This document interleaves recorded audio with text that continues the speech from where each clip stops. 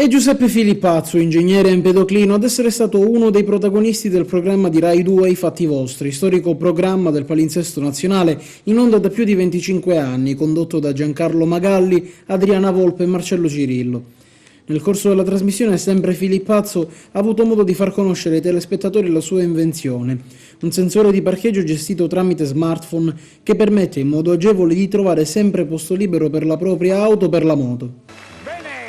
Eccolo qua all'ufficio brevetti, anche oggi abbiamo dei geniali inventori che hanno portato nella nostra piazza le loro creazioni utili, divertenti, per rendere la nostra vita più semplice, più facile o anche solo più divertente. Ve li presento, abbiamo Giuseppe Filippazzo che ha inventato un sistema per parcheggiare molto semplice. Di che si tratta, Giuseppe? In poche parole, questo è un dispositivo che si interfaccia con un sito web, non è solo questa l'invenzione, è più complessa. Infatti questo sito web, attraverso dei sensori che ci sono anche all'interno di questo dispositivo, permette di monitorare in tempo reale la situazione dei parcheggi in una determinata zona. Per esempio in uno di quegli enormi multipiano? No, anche nelle zone pubbliche. O anche per esempio, in una piazza. Facciamo un esempio qui a Roma, per i parcheggi è un po' complicata la cosa. Questo magari installarlo in un centro da parte di un comune.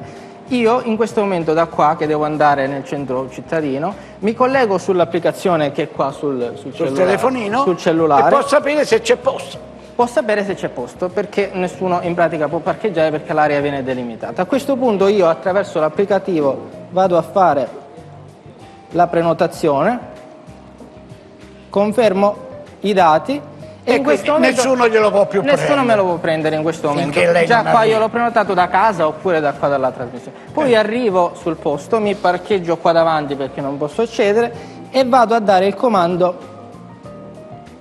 di apertura. E quindi quando arriva trova il suo posto libero, trova il mio posto libero, può parcheggiare, do il comando di apertura e inizia a pagare. Ecco, si apre, vedete, guardate. Vedete? Certo, poi e quindi poi con la macchina la velocità di apertura può essere regolata, insomma, poi in pratica questo tipo di applicativo può essere solo una possibilità. Si potrebbero anche realizzare dei box telescopici che chiudono la macchina all'interno, oppure può essere utilizzato anche in un box già esistente di un privato cittadino. Però l'idea base che è carina è che uno è tutto prima di arrivare sa già se c'è posto. Poi quando uno va via poi libero. Paga. Un altro vantaggio è questo, perché quando poi lui